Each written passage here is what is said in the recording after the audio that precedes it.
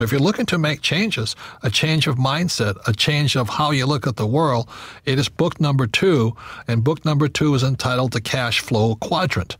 And the cash flow quadrant is very simple. Think of making a cross in the middle of a piece of paper. On the left-hand upper corner, put an E. The lower left corner, put an S. Upper right, put a B. And the lower right, put an I. E stands for employee. So that's why my poor dad always said, go to school so you can get a job, because my poor dad wanted me to become an employee.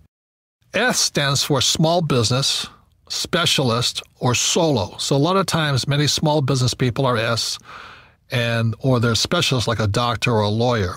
My mom wanted me to become a doctor. And she says, son, why don't you become a doctor? In other words, become an S.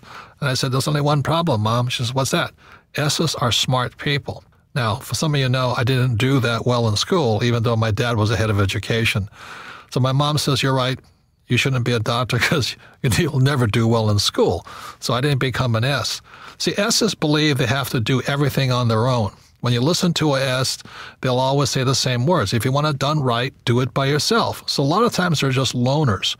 And you look at different sports, like golf is a pretty lonely sport. You play it by yourself.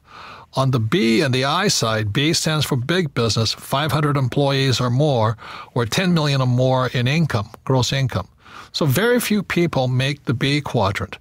By starting your own business in the network marketing industry, you have a chance to move from the E and the S, from employee to self-employed or small business or specialist, to the big business side, which is to be a business owner, and where you have a lot of people working with you and for you. Your job is to spread the wealth to as many people as possible.